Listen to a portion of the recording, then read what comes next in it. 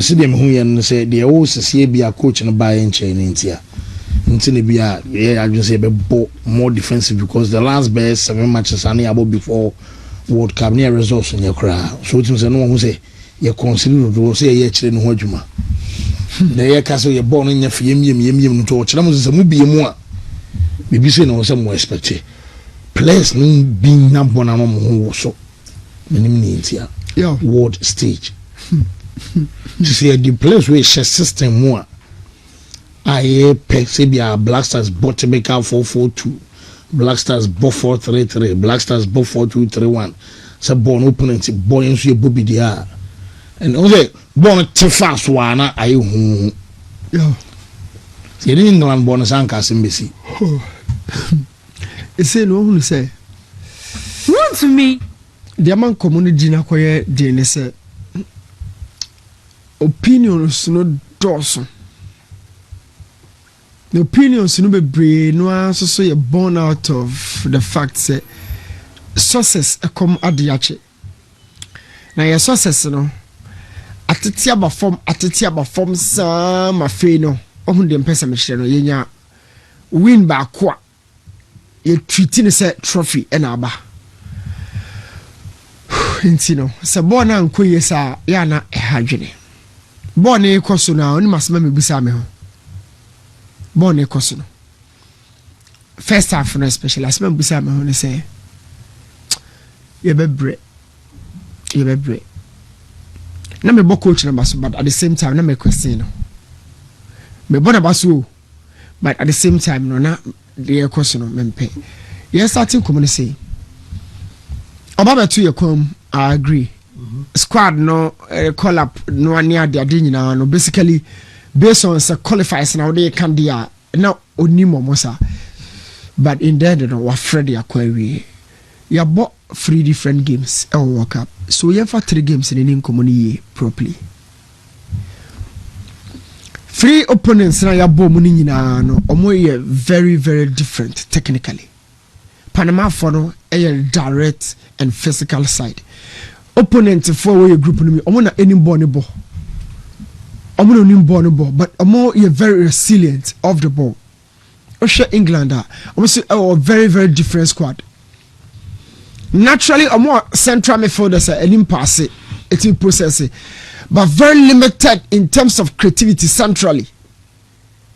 Omo on orthodox wingers meaning say and the ball could do wins one man, and you also be crossing body the amount. Orthodox wingers they look to feed strikers, but Bukayo Bono or the ball one China or but inside of a baby upper ashe. That is England over Croatia, so they have naturally ball retentional midfielders, box to box midfielders, and then quality wingers are bet me at 20 fullbacks and more dominant in the box. Opponent we about bobuni me and say no say wo de won ko na e ka sam dia not just say bia only one constant strength I would show me dia you would have to adapt to each one of them in order to have results.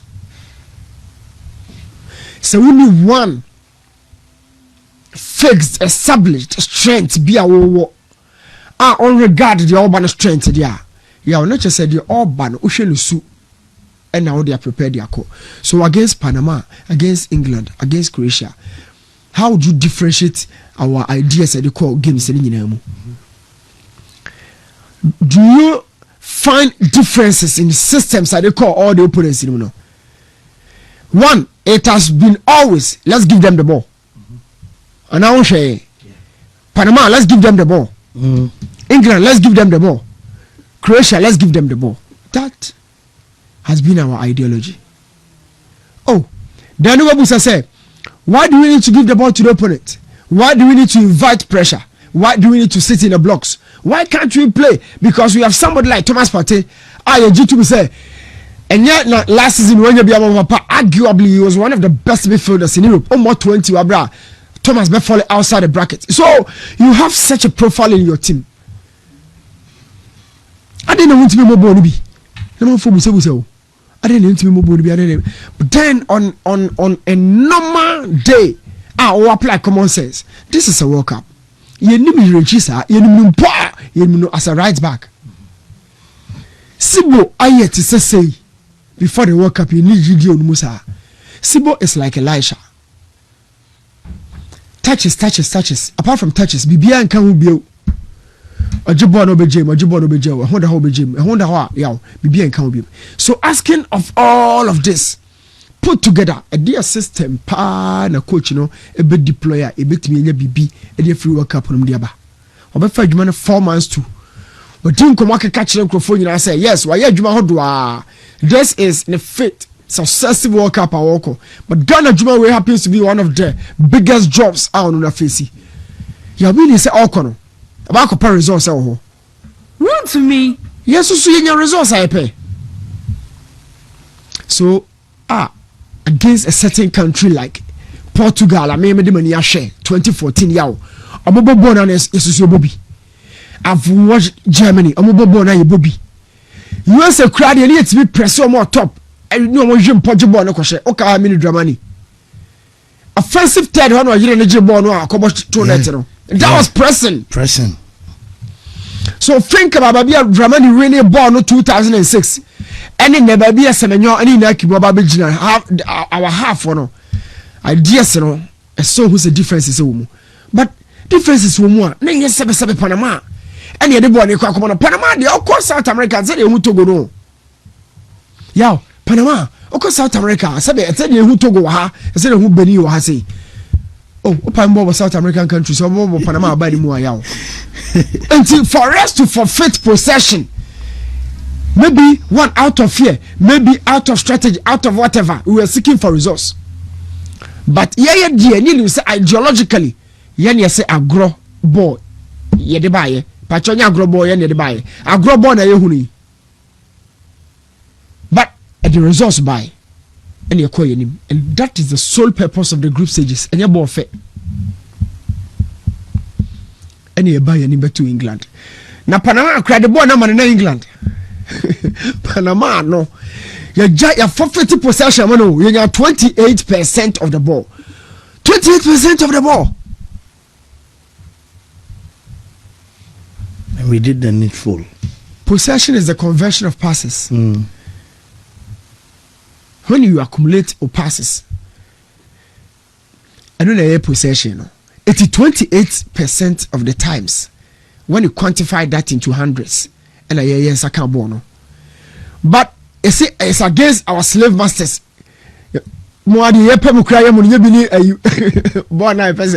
So Panama 28 you do no but the coach had already signed everybody. We will suffer too. Okay, start press conference. We should be ready to suffer. Yatibo ya chiye yam hihye ele na coach yi tibo yetimi miem ubie makoye de the ball na omo ni central crater into boko they couldn't locate Hurricane system na ni Thomas Tuchel and one ade by the idea checkpoints nako, and that was the case yaw. Ye GNE your results 4 points we've qualified. To the average Ghanaian, you hear say when you win back osaka ho pe when you win or you draw or befa de akonanim irrespective of the system how do you come tieni yo football results ema wakoma toye ma results ama obasa ko fififunu ni. It is systems and ideology who plays where, who was fixed in which position, whatever. We didn't ask questions. Now listen to this. Rotationally against England, Caleb Renchi at some point in the game not even a second striker during the press, mid press on the cross to Jordan. Ball was side her in inside Panama no goal.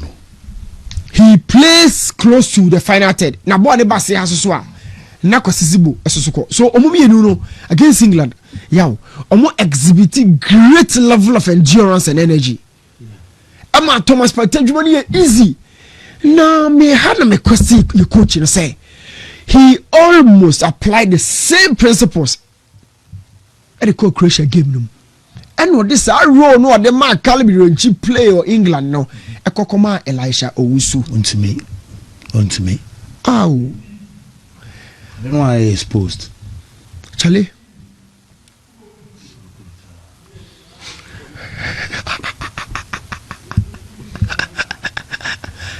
Yo. Only my dear 2 year game. first half no you pass the ball the first 2 minutes na and who say ball no way ho and I'm say Croatia for job na boy so munim say intimi mbo no say the AC penal yeah first 5 minutes me call your possession near around 60% of possession am mesre I said this is not what we plan for guys. What do we do? Maybe Busa me host ask the same question at Carlos or Busa the boys on technical bench. This is not what we plan for.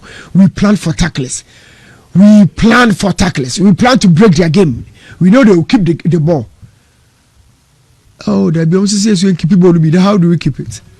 Elisha also push the cotton ho. Sibu be cotton Thomas Partey as a retriever.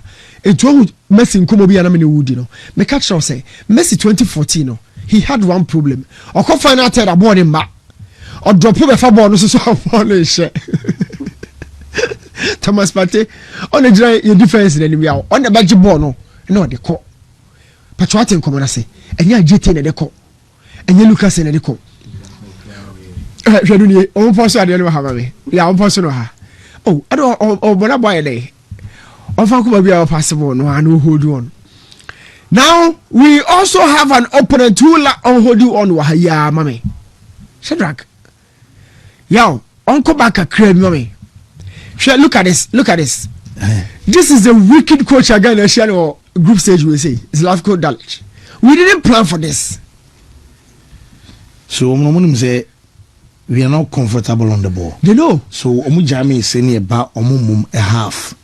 Yint me more incisive passes na I was say body go. So on a counter it exposes the lack of pace in our centre backs. It was a Bobako Kumunami, you know.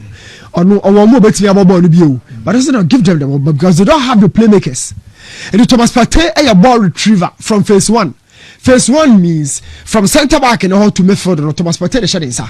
But naturally you have position shedding sir or you more. Patriotic say and you be the boy engineer Thomas Omaha you put out our papa Jordan so they all show you pictures in the games na abono maybe a Thomas engineer ya that the opponent na na badada into maybe a Jordan one no ya na Thomas right now no your center backs ni na playmakers because some of center midfield ho also be engineer no mo na say me playmakers na the most dangerous a coach in mafia e pa na say yeah second phase you know Asa could do the final third which is Elisha and then Sibu. It you say Baku ye 10, na Baku ye 8 my because Thomas Partey the crab no. Okay, yeah revert page no. Elisha major board no family. So wait me about do stage here. Na Thomas Partey be show be ojira no. Yaw, e komuni nyina ni o. This is the conversation. So maybe Elisha ye omo play na show there. Whenever the ball is sent into the blocks, now you're very difficult at the amay. Oh, now hold it here. Now, referee just 2 players in them. What them 2 players across? So Modric shim. There be a Ghana. Yeah. Referee 2 players in them. Okay, so one put no down. Sibu no. And Elisha. Usu. What is Zoro Mujano? Manu di home come up and area no Mujano. 14. Yeah. How no Elisha is moving into the 15. But those area belongs to creativity. It belongs to finance. Honey, you say we shima free kick ball box na chi. Let me shout. Obi trick box ma penalty ba. Obi box through pass. Am a striker box. We are commentator Mamunjuni. Area hana juma na yeye no. Mamunjuni yaw. It is election you know na party the ball na your commentary friend say fouls committed anywhere nearer the 18-yard box. Hey, dangerous. It's dangerous one ba. Ni se jebi enim. As the matches in Swap in Swap phone no matches. Sibo the general referee you know. Your matches me no abun na impress me da. Because look, he works a lot off the ball. We've been talking about Elisha. Oh, yeah. Sibo dey so a distraction. Elisha baby o general. So that the ball better. Elisha baby o general home pe o. E system na movie dey ko general o. Opa baby apate e wo no. Opa deep na kono the ball ba. O deep one you. The match been no ball deep no. Deep no, the match been no ball deep. Ye call Canada no. Apatan ko bi no. Deep been no. Yo, o to ho no ba deep o. I just want to believe say ABN so say results no cost style bi anke be san go back to Canada. Of which HSA you be me say party. Me me I want to believe fine a football be BSc but me na mbeza no che say e bia say an kwai be boy na still US one ya bobo no me te say man for kan odi ni bi me no ma anya dwere ba ko say no I'm not saying say no my you me say ka say odi say results no kwa in some way blessing in disguise of course because say yes na bia o say em boy and run of 32 or Canada part adwuma na why am against England against Croatia no yeah the argument is the argument is diverse. I'm not forced to free angle be but without Thomas Partey we've had our 3 points sir yeah why the kind many people also believe say without Thomas Partey we had our 3 points. TM reverse England game yem say dem move free say and go dem move free but I'm not forced to free side house over to Colombia bench party well and then it's I'm only asking say Colombia yem bench party now once you can say without him we get 3 points ten means you bench party benya 3 ana without him say I'm forced you're right it's yem bench party how did you say German fearful because say the squad nice say Richard Rouse and oh man Dubai born I share no the bomb my back line now no beer fambo our born so yo she area no obedu center back no ma make sure ade adana no kasa bi sure na me use ade bi na no am fan team say kakra she you kasa football IQ you kasa intelligence me bu say Alexis say the godson said the godson intelligence obomu football IQ ni twi say wa hu ni twi an kan me and so the me fa nyansa nkasa look yeah center backs no because of the systems na you born you close to your pole no it is a second ball free to a tum Patriots say we switch to clearances and blocks the sound pressure about to be baby a wujina no ya show TV so center circle over block ha and you are required on the ball what you could do opponent no how do position no movement you offside left to win back the ball and you tackling what would the differences na say Kubasi Ligo Martinez more high how about high line no and you can cross intelligence and no ma a person possible in tem no two kasa ko chire ho e sana de too because you 2 games in your watch keeper na ya say e ba away tum baba bi e wo be jenya away look for somebody and give the ball to him high line olu su ball na danger and I recover ball so I offside na move at the activity line offensive line and this is what quarters. So Partey the ball aba they are looking for somebody near entry el boxing baby ebujira no referee area ho a creativity department sibo no ho Thomas Elisha Usu no now o say ne person share the lose it me forget this tactical weaknesses we the two game no sa na wo ka say share da me oh no say person share no me say e bia no for defeat no so to ncho me person what dressing you mama me say e bia reasons known to omo a e feel so say you qualify we so they bring the changes e wo team mo so be a defeat in the background na because you be sensitive with US but for any reason they me I feel a blessing in disguise because see nya points na be sande ya ko Canada hona Toronto hona it means your pattern inside to me nkobi osaba pattern obian so no obetimi message ma say say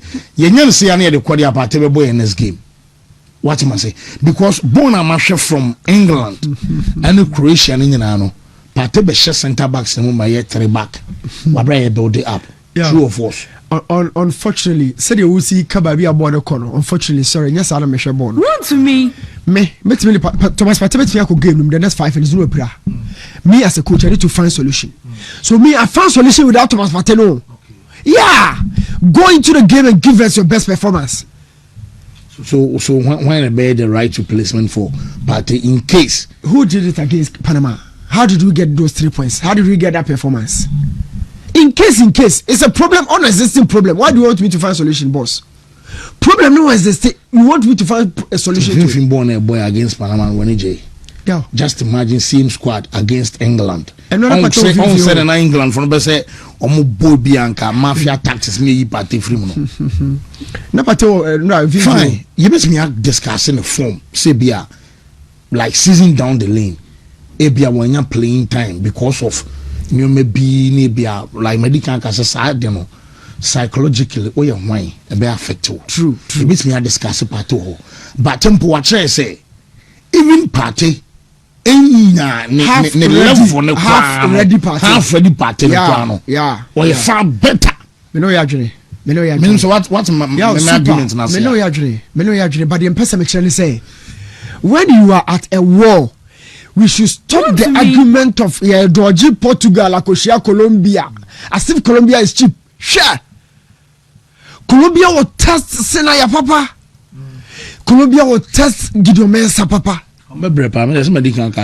They know Portugal crown naturally your system Portugal and CU2 more. On a case job what the so. And I'm saying Canada why the base edgeman. So why is Thomas Partey can go into the game and get injured in the first 5 minutes? Okay, Partey when base one against Portugal. And the problem in the why do you want me to solve it? That's also creating another problem. So you can be injured within 5 minutes. Then you go. For me, there is a problem, and I'm saying, say, just imagine Sankebia you bought Portugal, Partey out. When you bought Partey role, in the Blackstars setup, place the Queen now ball resistant, born a bar, under no duress.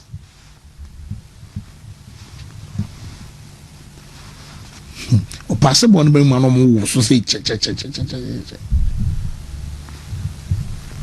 the boss ni panem pese obekita bon ya agena ye be boni din no we need adwane pass yeah we need adwane ball the bon obi am so jam quick Thomas Penny more comfortable how many boss na la show solution me dan counter yo and now oko England game no ball now yeah body faint bi a odi wura mu two ni tam oh situation no be to more anybody around the same spot, you know.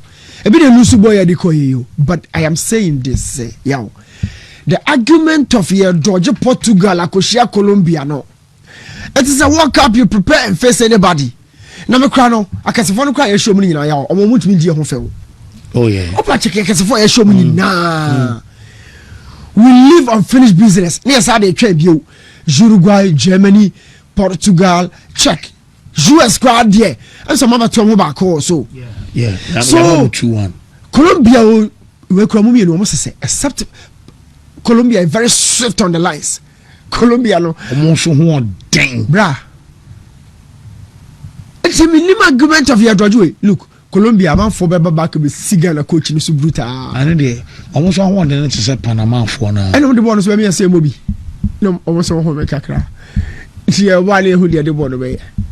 But only the with the video not to for your watch now. And I make some the video be doing come out. I can make a my coach no man for judo man you move ko. First half for my boy.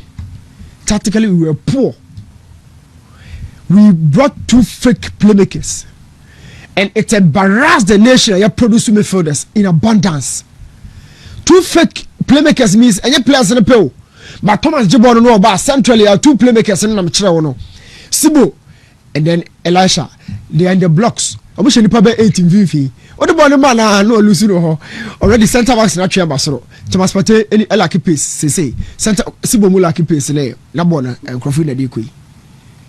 Why bring a command game watch? Say the Muka a Yasama Muka in Naki Williams, some of come out in so. Come on, dear, say, come on, situation, I make a cry. I don't get it. But Mammy Semenyo, Mammy Semenyo, come on. Semenyo, I don't know. Semenyo, Sebrofun or Tiana, or today, I don't know. What's to me? Semenyo, chance, I don't know the Biasa, Semenyo.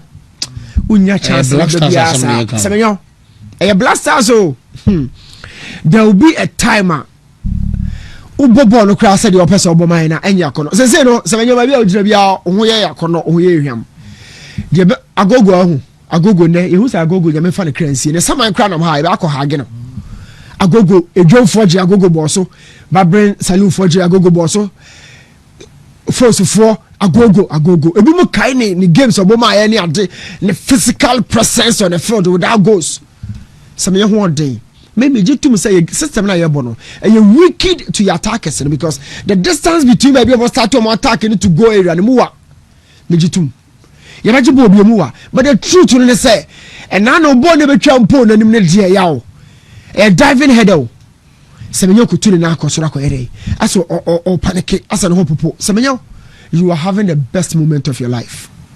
Ghana is a super nation. See, extra what brand was so. Now, baby judge, I want to at some point. Minimum legends and the Yaman so.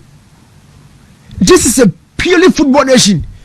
You may force your going with me as I was within 5 minutes. It is us. It is our chance about get us one goal at the World Cup. No be him down, what's the menu?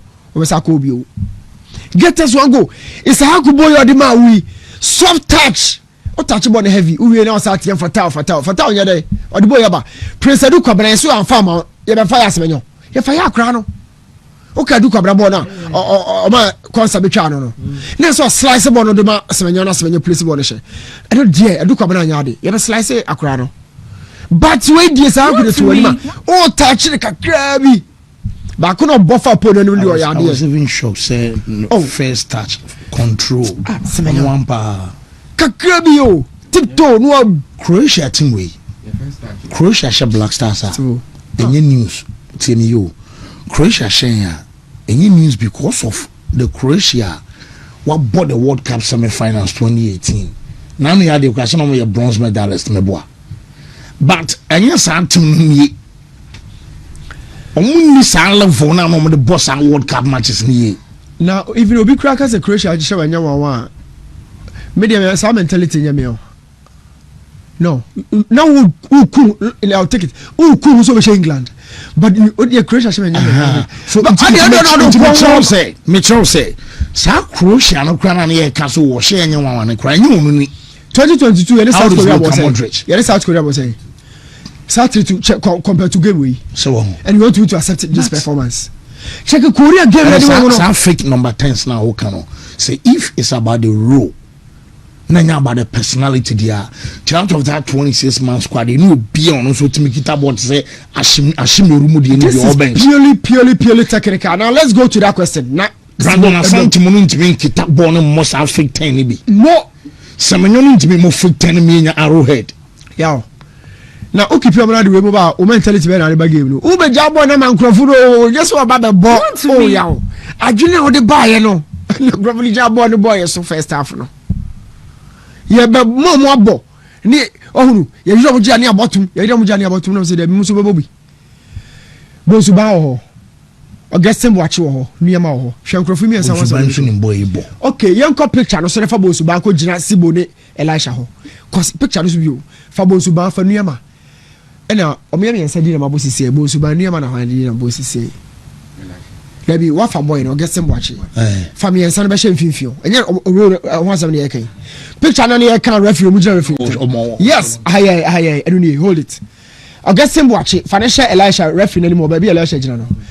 From your mobile refuge, and you are on the account was to meet trim upon Bosuba, we not to meet pie shirt to meet tree out to meet progressive one to come back soon. When I commentator, let's talk about this and Castle Yaw Croatia there or Shemin. I don't have that mentality. Me once the mechanics you say so World Cup based on Croatia for performance in the last 2 World Cups 2018. Brazil and I can say France money no. Yeah, but it is England. England so 2022 so dear no. But I don't know crown. Quality not drop it. Yeah, of course. Somebody Croatia for quality no. And drop it. Yes, I'm reaching their first game. I'm one here beyond me. No cray. Mo only my smart game na yami yabako. You can game na look about the about 65 minutes. Because me papa one kwam ke yamana anya dwuma papa bia me pa other games you on conversation you mu free mu yeah me say baby asibo we for aduama be hye ho ogasem watch be hye anabo suba just do it but revert no we me na wa because we thought they will play and we will stay a lot without the ball and it took in the first half me the ma hye no kire me say yawo Yankopo ya admo show me the video no so and you obakasa more yeah because mo ye ball ma ba so yeah so far the major problem is finishing. How do we qualify? Who do we defend to me go who do we defend if and qualify this is the World Cup who defend the answer penalties be draw. You can't stay in the blocks and still qualify but yes I didn't determine you free ho or maybe you made ya if free moon stage there no problem. So my argument is, if say fine, say you book Colombia, see a one go pen and yababa city in blocks, near the defender they are qualified they are. So woman almost start here and say 10 and you are no man was more yet. It's not about personality, it's about the profile.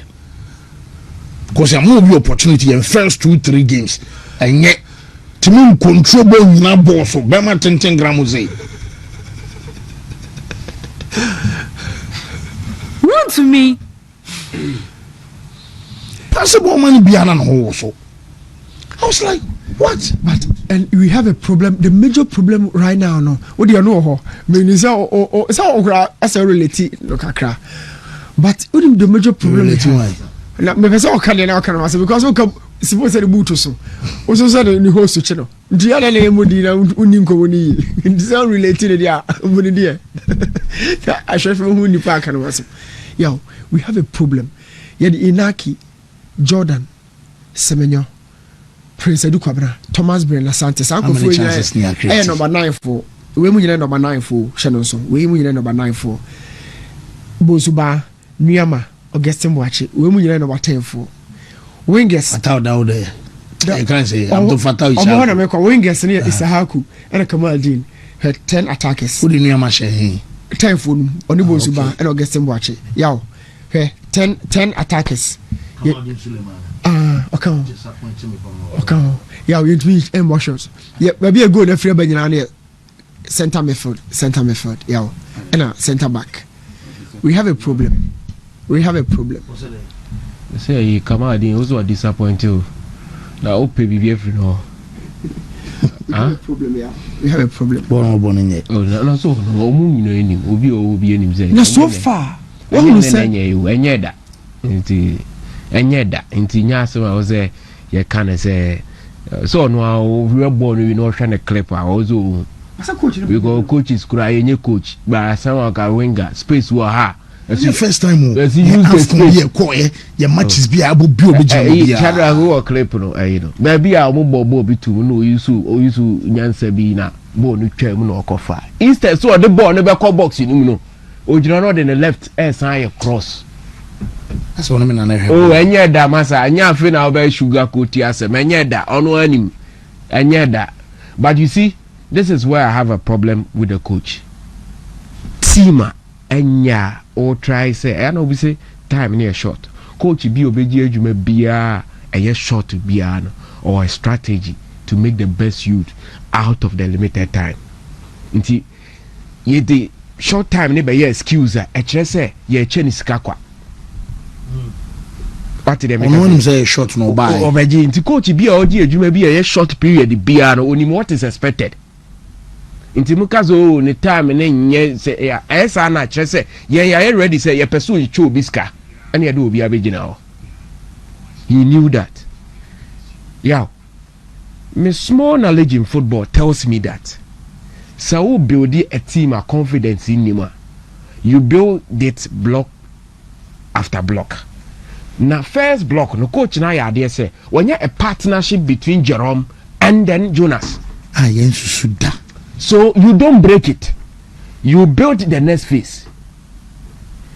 And a coach no call into the game. And now ye Jerome Tranche.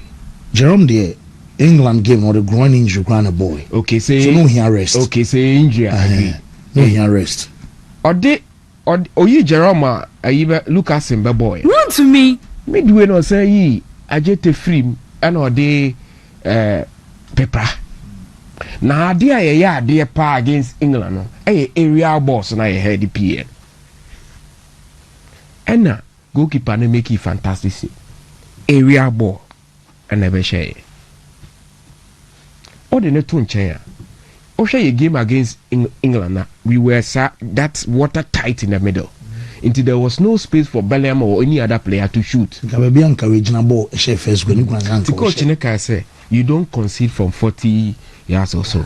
But ni also your coach no problem. And then they say Maka that I say who could the team LCT deeper.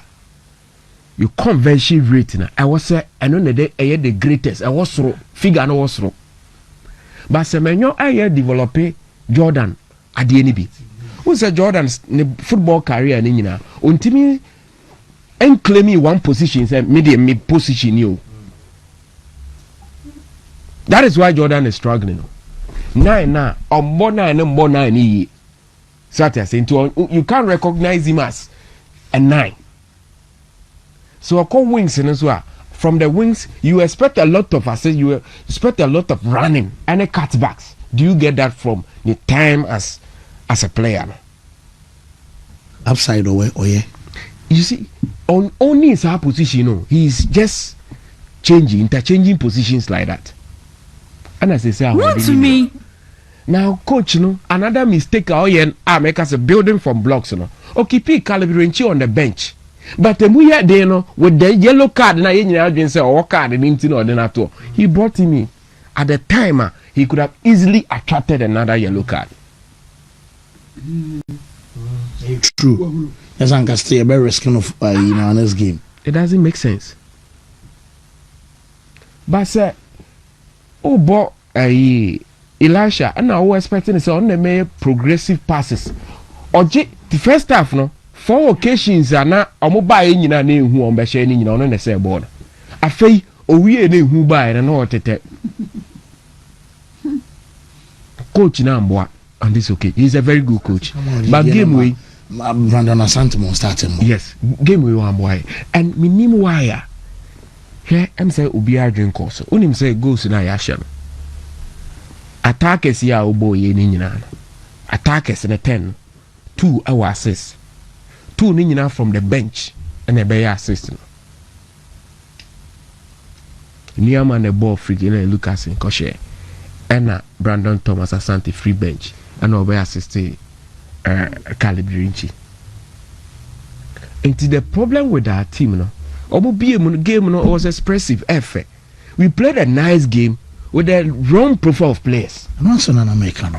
Quite a bomb my player now fan body. You have no business on the pitch. Maybe I know what you born one. And we are near Bobon from the crown born a brandy pan one also. Yeah, person do 2 boys in your foul. Midfielder.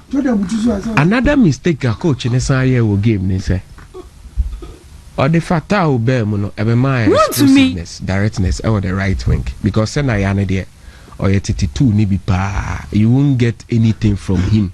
Say the modern the short on fapo na sissing you see.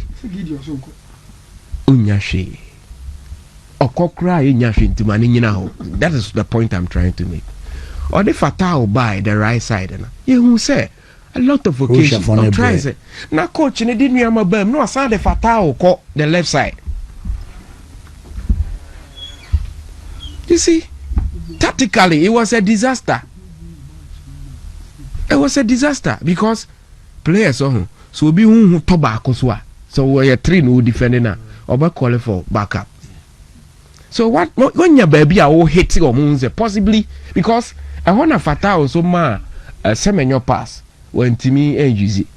I know then the share left side for the last bare 10 or 7 minutes fatal any game until say onya the last chance was a cut back okobo no boom very. So the coach I a fantastic job out of the first 2 games but when there. You see, when you are building blocks after blocks, a team, you name so relatively, you don't know them, no. When your unity be now solid, you build another. You don't pick out from them. Sir, oh yes, a weekend. Because why who's a ye bokama, Gideon obo, Senaya ebo, Jerome omobo, and Nimo when ya patene calibranchi ebo. All of a sudden, who say Sibone aqua reference. You see, your place na ya no masem ka yaw. E bia bo Blackstars no 5 years in. Elisha crowd em say CK time no sha say friend no. I want am team din. Na we pa bobo wo Europe. Captain. Timber. Almost say almost League 1 man League 2. Check him mommy. Or League 1 League 2. Captain. Oh, check him, mommy. I'm more legal now, more Run to me. Yeah. So I just said we were that bad in the game. We did very well. At some moments now, you gave me a year. I wanted the Blackstars to be expressive. You another side of the Blackstars game. But a game tactically coaching decisions be wide in terms of personnel. Maybe I want to believe say still na no who guys ni training dey bia won hu me kura me nye coach because anya sa pa ya anya sa that here why come on because you say training obo ha coach na na ha no oh no want to say be ha coach ni na choose coach na na you obey the be coach choose so what basis a competitive game na about first one and I convince we say fan no ya World Cup na was could be training grounds eh e bu a week no so na opportunity na we utilize it no ya against the selection come out din Suleiman yeah to be a training grounds na what you know say player be on my teammates when say player we dey match we as so Bobby that teammates na so nim say we dey sa only we see you go fike simu ntimi nya hwe players na o come myself omo nim say we dey training dey o Messi yenye duro park na so o ya de foforo o wadane jeni da konam obi anim inti kama dey because it's surprising so convincing coach or training grounds are it was so much surprise ono dey on ha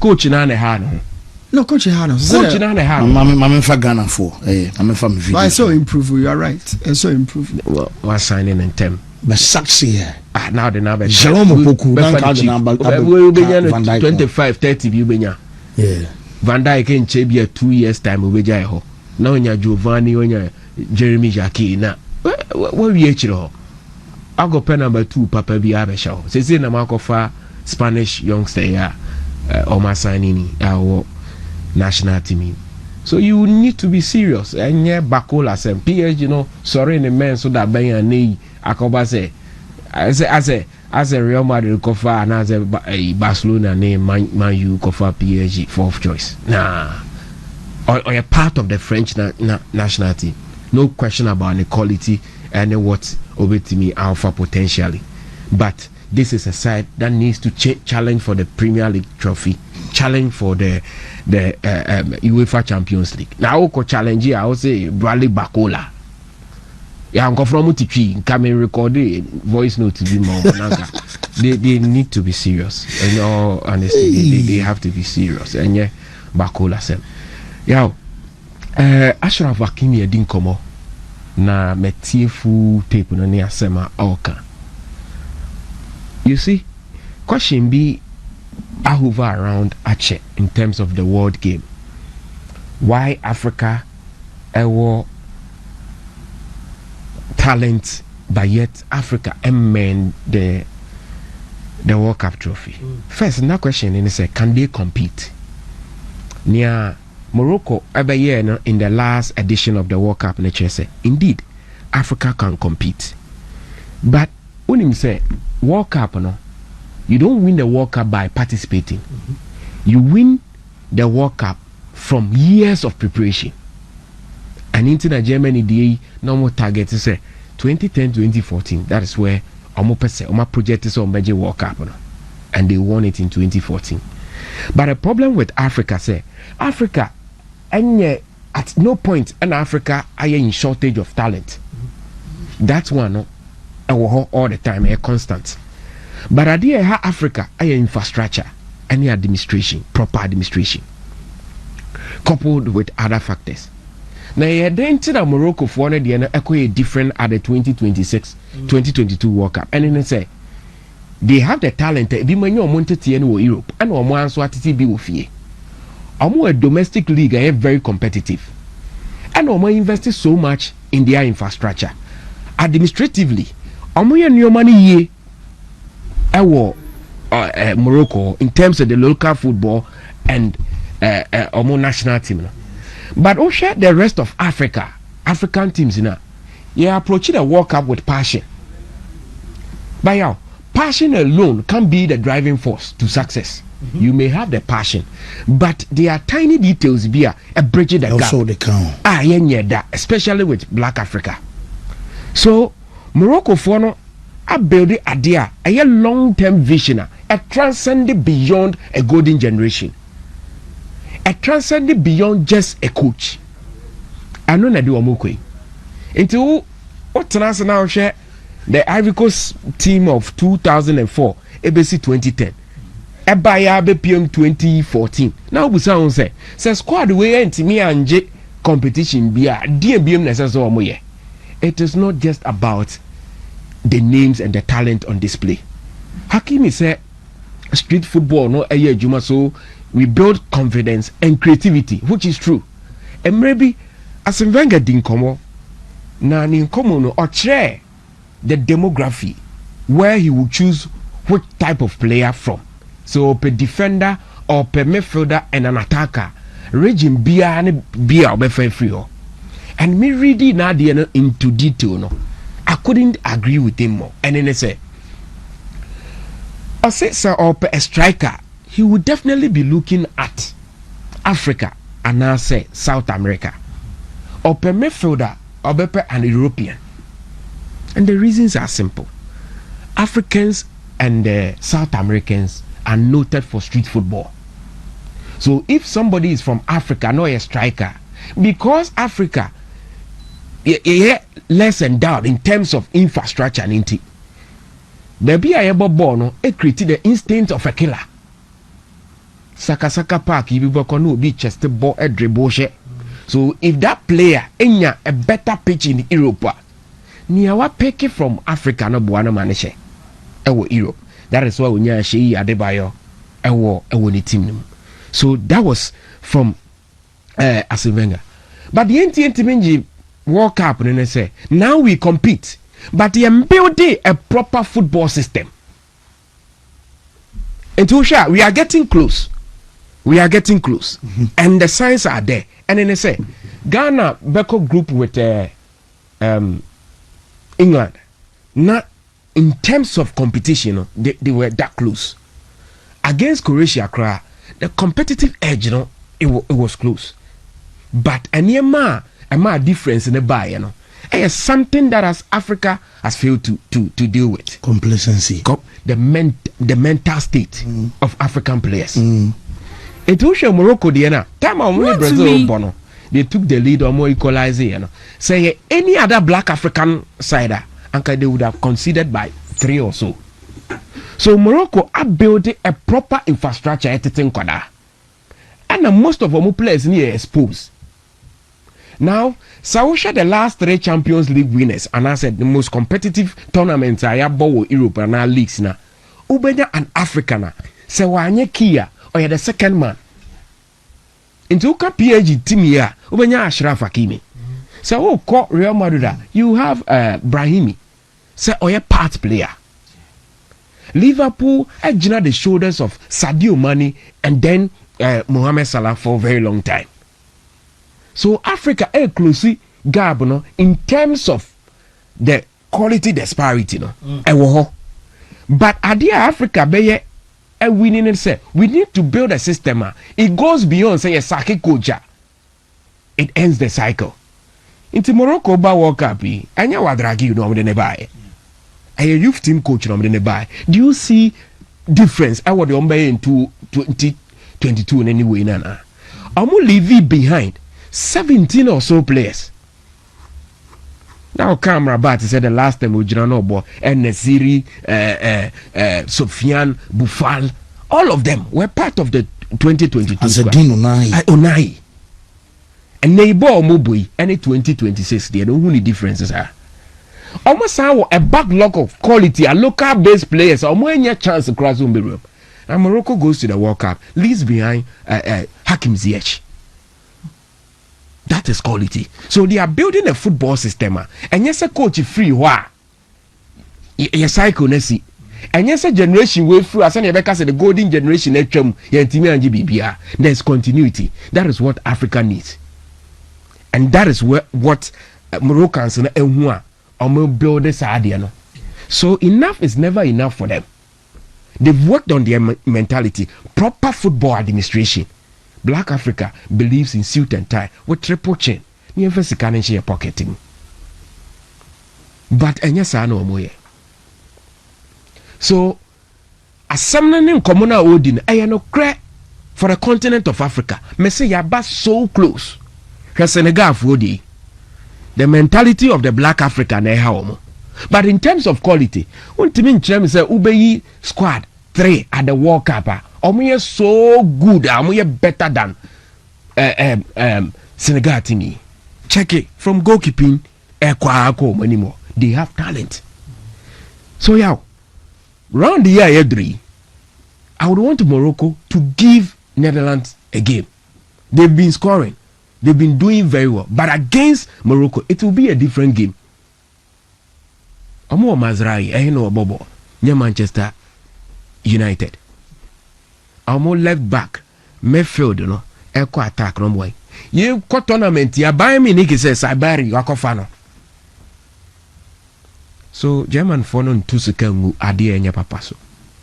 They believe in quality. Me the idea Bremne free Germany in the America music, what are the pa? You stand for quality. So, Africa, Yanje World Cup, but we are not far off. If you keep it track with the Morocco, the Ayena, I think that's the footprint I was say, Omo leave it behind, I also be a FSB. Ivory Coast is very competitive. Ivory Coast is very competitive. But and yes, sir, one of your tournament your PCG. It doesn't work like that. You shots here from baby. Near building.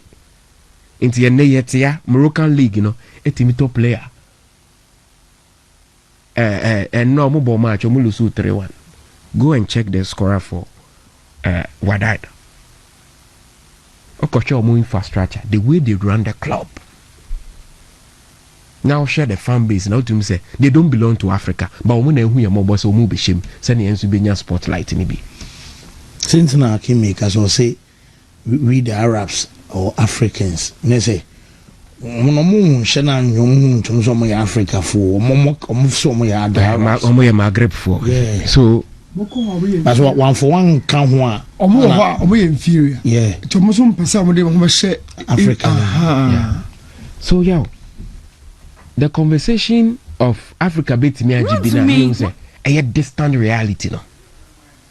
Morocco I changed that conversation. Because if you can go toe to toe with a 5-time champion, if you can go toe to toe with Spain, Portugal, now you eliminate way more. I don't think that you have to look back.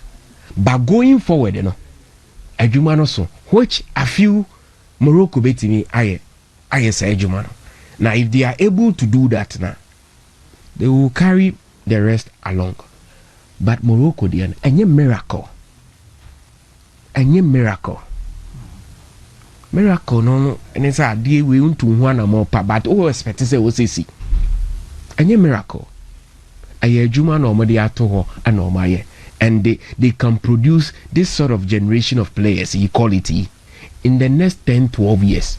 They can still produce such quality. To Morocco rises to the biggest occasion of African football called final. And who sends somebody their young but here they are.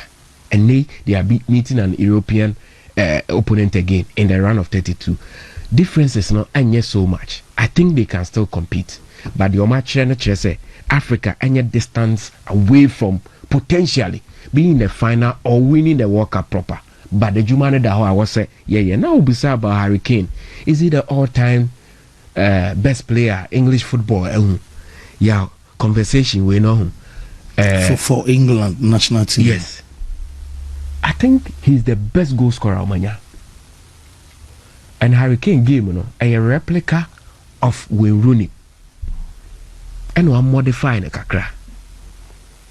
Adi or the chain Rooney, I a convention rate. Adia Rooney at the channel, I am endurance.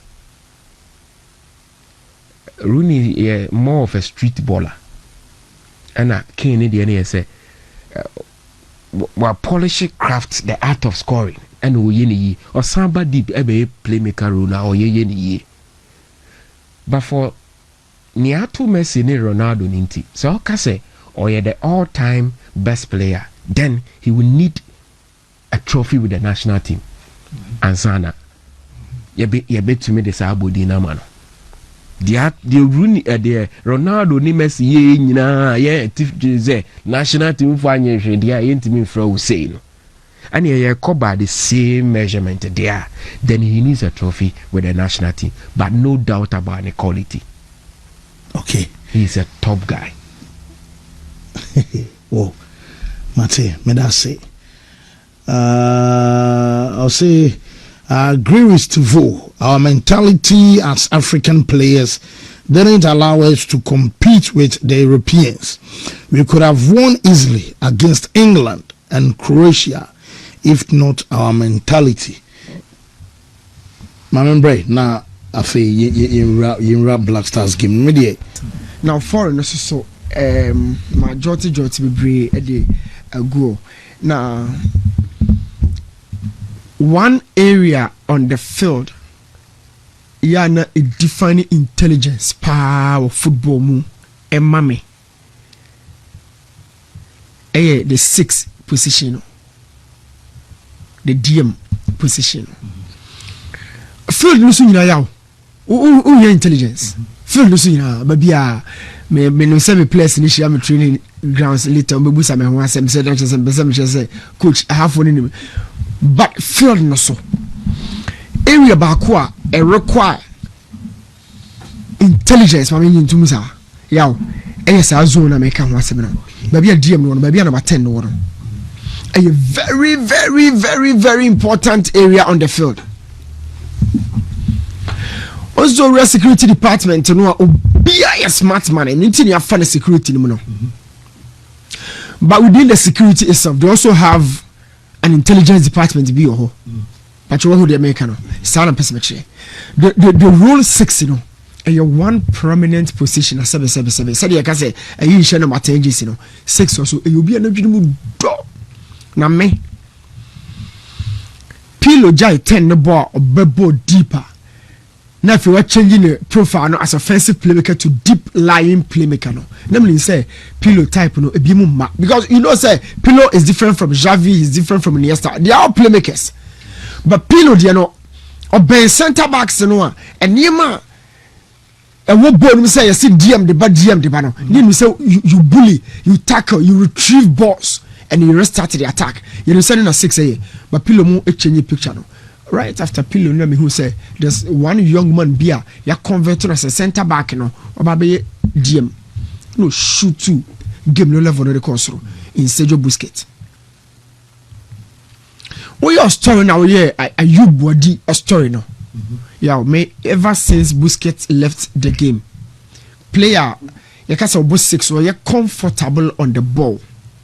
Naturally, number 10s are supposed to be comfortable on the ball. Naturally, number 10s. Sorry, because you are from schema. On the line, you know, the scheme of affairs that you could get is 10 a farmer. But you can say deep lying playmaker. They are so much comfortable on the ball. Naturally, we know say a bully the type. But we know, yeah. Next back, I say, hey, yeah. Obeha Busquets. Hey.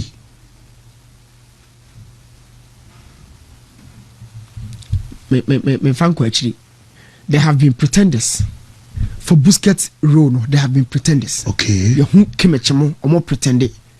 You who Rodrigo or more pretended. Oh no, Vitia Munina, you bought Busquets and Kuma, you bought Frau. The disciples of the deep lying playmaking skills. You retain the ball, no.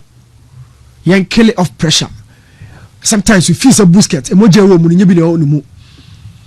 He doesn't have the nervous system. Say he doesn't have that. But this guy, what he has been doing for Morocco, no. Or a Nema Baku Mienu Miesa and Naibia. A bit of Marcus on a Busquets line so. He's 18 years young. Yeah, no, you boys and I can say, oh, as Messi, I told you, yeah. It doesn't mean so you're Messi, but you feel so all the attributes of Messi. How Johnny never come out or no dear, nobody can determine that. But features and quantity casem. This guy, maybe the sexes are bad no. He's the real emerging force with Baba G, the GM position also. Only say we no one has a Vitia Kakra. The Vitia you be the oye, but no one has a Vitia Kakra. and any age na all ye sa rule no. So when your coach maybe coach for some person so it means the next destination be very instrumental ne career na nkasa mu. Hona kiyekui. Our dear na the next coach ebe boano. The next squad obaka kutum and also super boano. Factors 1 2 3 4B anybody determine the journey no what happens. But the profile the excellence on the ball what done this so far in the year. Oh share you bodia. Oh yeah the story now make catch festival said this guy said that there was on Morocco see from now I loved him. Now oh share any time he has the ball yeah check it share for what they can game no ho and you tell me can say asa no ho kakra ma wonu Vitia no ye peche Vitia no kill tempo no but we no or what they kakra on the game no. And he's very, very young too. The confidence on the ball, his ability to progress. Because what he can ye, has a baby who pa, a baby a 6 no, a general 10 number 10 opponent in the 10. But said you know the confidence Bobona, the beyond just 18 years. Confidence level is so high. The beyond just 18 years. The beyond no and he's been built in the French League 1, which means everything tackling as a midfielder no when the game if it requires. Bob you share or baby you both will be anymore a form more. He does that and he has a combination to keep the ball as well. The age in there, baby imagine we am the second or fantasy see a mammy pa no Arsenal. A Jumana Thomas Rosiski at the moment. That position here Arsenal for, but there used to be days are not Gilberto Silva and Bossa Runo. Naya Hodini, Nay Vieira. But when we are with Vieira, the enemy can crash on the heights and the national energy. And then on the board, as soon as Vieira were enough quality to stay at the top for a long time. And the bully of the ball as well. Somebody who can't cry or bow, yes, or Jeffrey with smoothness be a your body is the next big thing in terms of the central midfield dominance. Now we crown no imagine them saying who didn't say Busquets kakra. I'm on Brazil no suni. One of the best games are individual Marshall World Cup way. From a young chap dictating affairs, only play our bench no. You can't say. I'm Rabat. Sofiani. I'm on Brazil receive because 2022 World Cup no. I'm Rabat Jamoruko squad in our coins a monko coming me. Share what you imagine so could be so. Only say Amrabat bo 6. Are you body bo 6? But also profile different. But the same position, the same zone, but different profiles. When you bully, when you tackle, no jamo kwai. But when you jabo no kwai, when you the bono or boamo, jabo no kwai because of on ball quality. So almost as in a way a deep line and a way a game breaker. The more common subo namo bam, Jimidi, but when you mudia. Nti nye de obagina ba mo de ball na kwa na obagina di it is the position we obe center backs no what dey no what's so close to center backs he keeps he kills the pressure shadow ke kona chika kra yawo in the midst of the tension who ball no to kwa chiro no eba ho he danced on the ball and son I think this is it watch it here we are watch it here.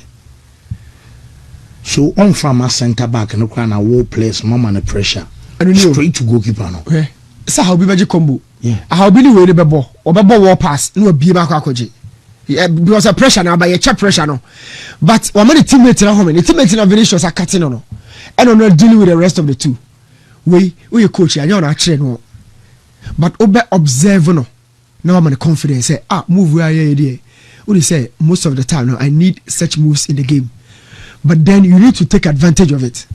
When you're recycling. Recycling means when win a ball recovery one, then recycling means they are caught natural and they come in defense.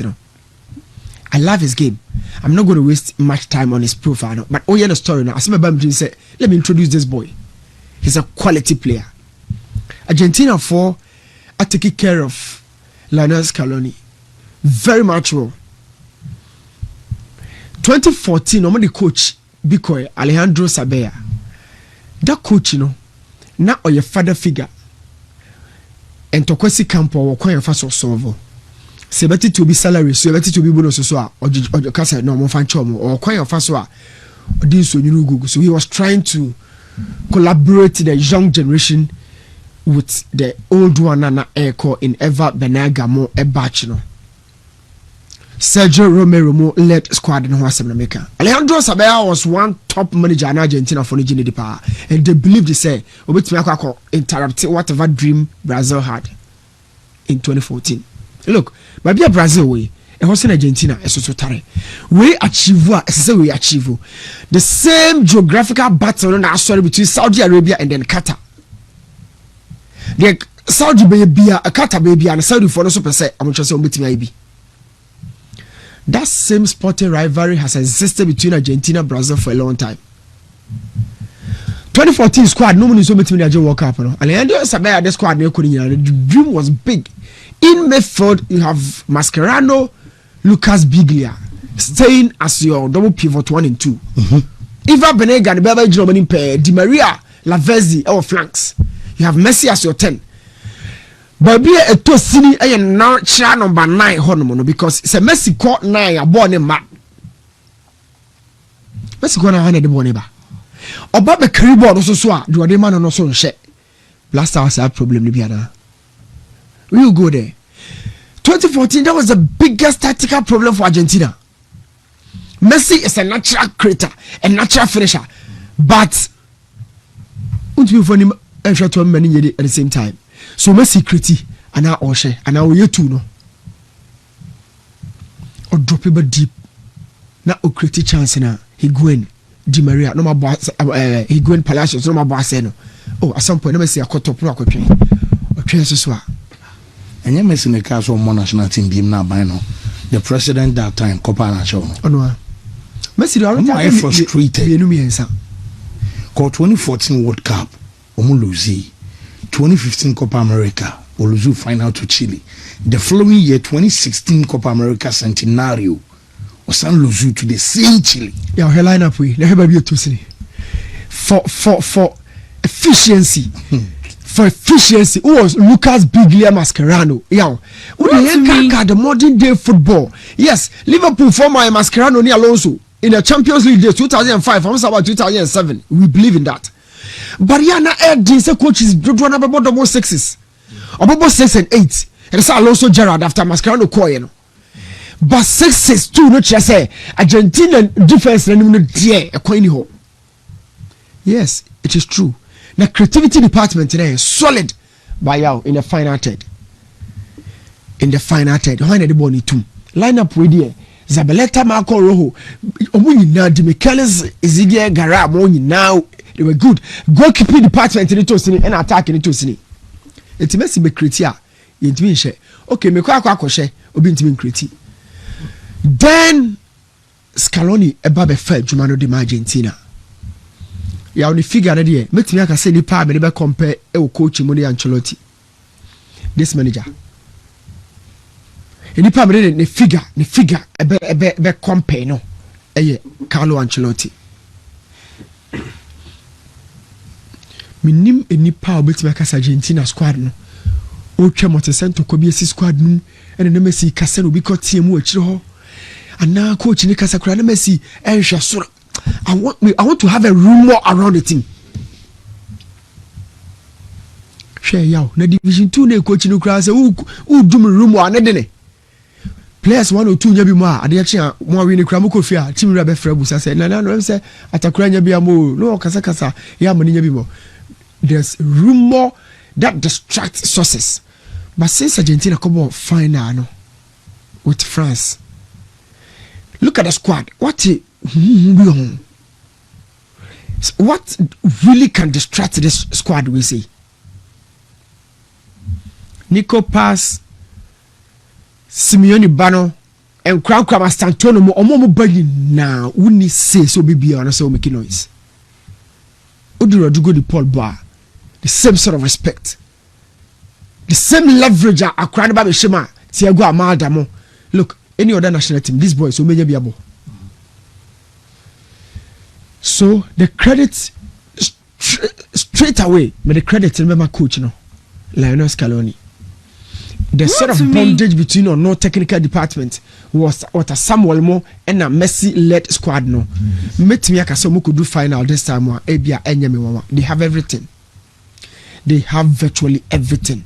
And almost soon a defender title. Yeah, the academy percent the fee. I have a lot to say on the Blasters.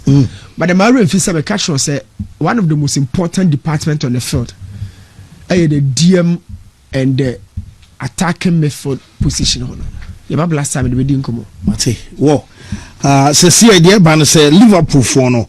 Anopa sports bites na me say Liverpool for no do one eye because Nanka Kwaraskilia. Now he was meant for summer. That was last summer.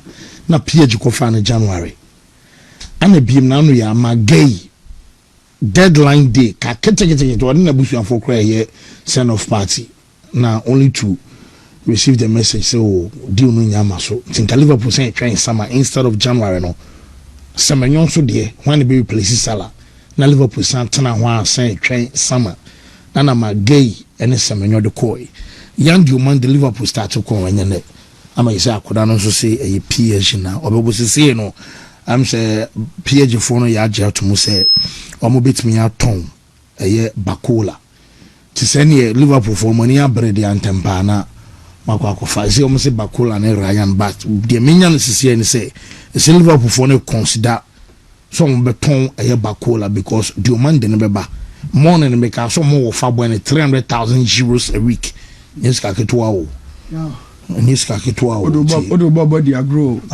Akora ina no ya obo mo ko AFCON ai Cote d'Ivoire ya obi kura ko hia na oni no nim say boy no ka bedu this level o. Steve. I'm serious. If you want to compete with PSG, you don't go for Bakola. Also debate Kessia Kotsa of Everascalia. That is how big boys behave. So Liverpool counter say omo pe Kwaraskilia and Bakola out the bench and anya bench not nye desire doing it. Yeah. So you go for be or starting. If you want to be regarded as a big boy, I will say short in your chest say you're a big boy. PSG are on the verge of having a triple reign or European football so and now actually you want to build under a new manager. What's now Mendy Diomande on okra on shadanya a finished product and he born 150 million plus. Until if you want to be regarded as a big boy, I expect Liverpool to overcome Vascalia. Because for me, the two left wingers are dear power with Arsenal or no, any Luis Diaz. Liverpool Nigeria Luis Diaz Manakoi.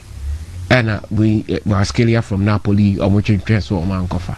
So the business of football, if you want supporters to take you serious and have a better ambition for the next season, as some of these signings and a say, because me PSG the my back camp, I be do among common or had that say the way they are running their club, for oppositions to stop them because the traditional cathedrals of European football, no, it be sleeping giants, AC Milan, Omoko. Juventus Ajax can be Manchester United, Liverpool or Niho, Bayern Munich try, Real Madrid 2 seasons on mine. They are under pressure. Barcelona crowded for 15 years. So 11 years or so. 11. I know, sorry. So somebody ought to stop them.